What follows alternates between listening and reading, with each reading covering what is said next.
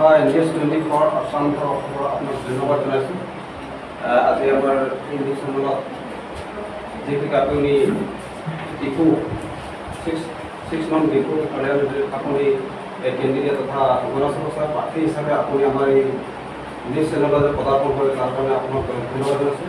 গতিকে এই ক্ষেত্ৰত আপুনি গণসংস্থা ভাৰতীয় পৰা আপুনি ৰাজ্যৰ তৰফৰ কেনেদৰে সহায় পাইছে আৰু এই দলৰ বিষয়ে কিছু ক'ব।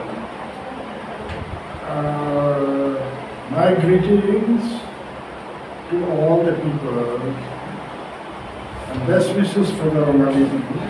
May God bless you all.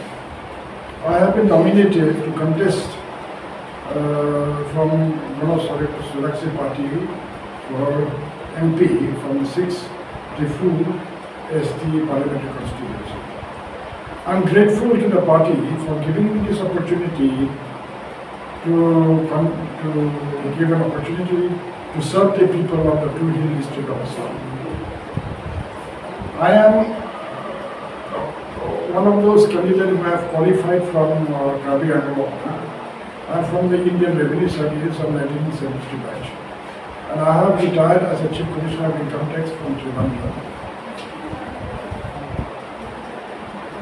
As I am contesting for this election, I would like to request the people of this Two Hill district of Assam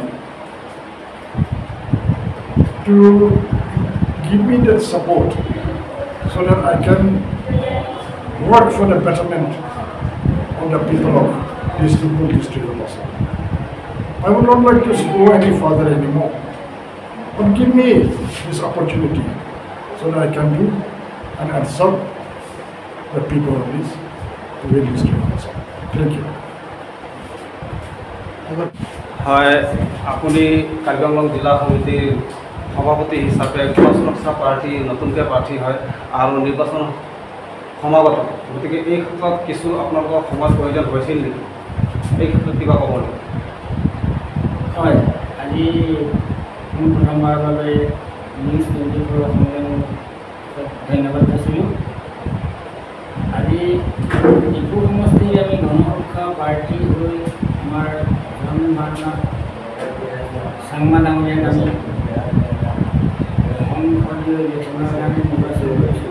সেইটো আমি নতুন দল যদি আমি কাৰ্বি আংলঙত 19টা জনগোষ্ঠীয় মানুহ আমি বসবাস কৰিছোঁ। 6 জনগোষ্ঠীৰ লগতে সকলো জাতি ধৰ্ম নিৰ্বিশেষে আমি শান্তি ঘোষণা কৰিম বুলি আমাৰ ইয়াত সংগঠন কৰি থিয় দিছোঁ। ভৱিষ্যতে আমি যদি সকলো ৰাইজে আমাক প্ৰতি গণসংখ্যা পাৰ্টিটো যদি আমাক নিৰ্বাচিত কৰি ৰেলীলৈ পঠিয়াই দিয়ে, তেতিয়া আমাৰ কাৰ্বি আংলঙৰ জনসাধাৰণ আমি উন্নতিৰ কাৰণে আমি আগবাঢ়ি যাম আৰু কাম কাজ কৰিম বুলি আমি আমাৰ গণসুৰক্ষা পাৰ্টি ফালৰ প্ৰতিশ্ৰুতি দিম। যদিহে এই নিৰ্বাচনত গণসংস্থা পাৰ্টীয়ে যদি জয়যুক্ত বা জয়লাভ হয়, পোনপ্ৰথমে জনসাধাৰণৰ উন্নয়নৰ ক্ষেত্ৰত কি কাম কৰিম বুলি ভাবিছে? আমাৰ ইছ্যু আছে, আমি সংবাদমেল যেতিয়া আমি পাতিম তেতিয়া সম্পূৰ্ণভাৱে কৰি দিম।